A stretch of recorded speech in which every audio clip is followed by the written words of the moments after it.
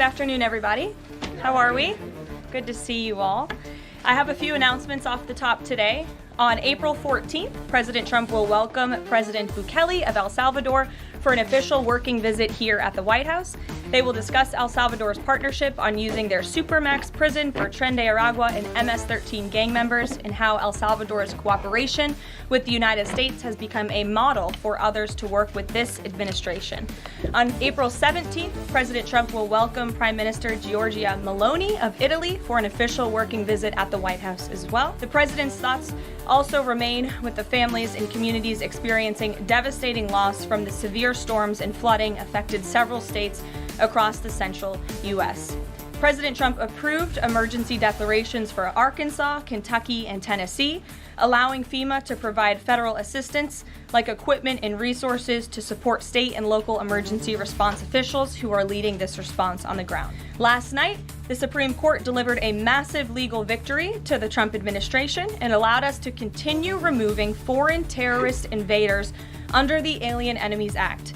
This was a smackdown to a rogue left-wing, low-level district court judge who have relentlessly tried to stop President Trump from using his core constitutional powers as head of the executive branch and as commander-in-chief.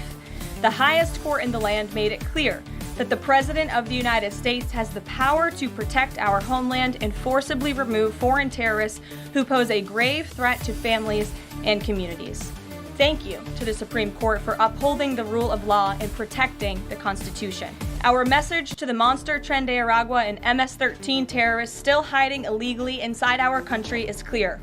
Deport yourself now, or you will be locked up and sent back to your home country. On another matter, the historic Liberation Day announcement last week by President Trump made it very clear that the era of American economic surrender is over. President Trump is no longer going to allow American workers and companies to be ripped off at the hands of foolish trade practices that shipped away millions of high-paying jobs and hollowed out communities across the country. It's America first, all the way. And despite fear-mongering by the media, the world is clearly responding to President Trump's approach. Just yesterday, President Trump held a bilateral meeting with Israeli Prime Minister Benjamin Netanyahu here at the White House. The Prime Minister pledged to immediately eliminate America's trade deficit with Israel and remove their trade barriers. Israel's proactive approach should serve as a model for the rest of the world.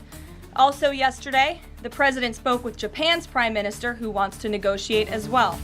The President also spoke with the acting President of South Korea this morning. He has tasked Secretary Bessent and U.S. Trade Representative Jamieson Greer to lead these talks. In total, since the Liberation Day announcement, nearly 70 countries have already reached out to the president to begin a negotiation. Countries are falling over themselves to reform their unfair trade practices and free open their markets to our country. Why? Because these countries greatly respect President Trump in the sheer power of the American market. These countries realize they've gotten filthy rich over the past few decades by imposing substantial tariffs on American-made products and ridiculous non-monetary barriers to block out American industry. The jig is up. Past American presidents sat by and let this happen, but President Trump stood up for our country, and he is saying no more. The president's message has been simple and consistent from the beginning. To countries around the world, bring us your best offers, and he will listen. Deals will only be made if they benefit American workers and address our nation's crippling trade deficits. America does not need other countries as much as other countries need us, and President Trump knows this. He's going to use the leverage of our markets and our country to the advantage of the people he was sworn in to represent. On the other hand, countries like China, who have chosen to retaliate and try to double down on their mistreatment of American workers, are making a mistake. President Trump has a spine of steel, and he will not break, and America will not break under his leadership. He is guided by a firm belief that America must be able to produce essential goods for our own people and export them to the rest of the world. A strong America cannot be solely dependent on foreign countries for our food, medicines, and critical minerals. And America must always maintain a robust defense supply chain. Reprioritizing and strengthening our manufacturing industry are essential national and economic security issues of the utmost importance to President Trump. By focusing on supercharging the onshoring of American manufacturing, the president is already delivering on his promise to usher in an economic golden age for our country.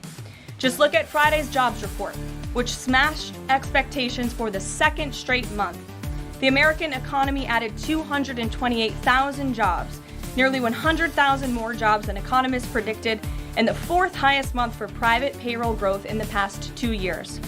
There was also a sharp increase in transportation, construction, and warehousing employment. And in just 11 weeks, President Trump has secured more than $1.5 trillion in private sector investment. This is $500 billion more than Joe Biden secured in his entire term.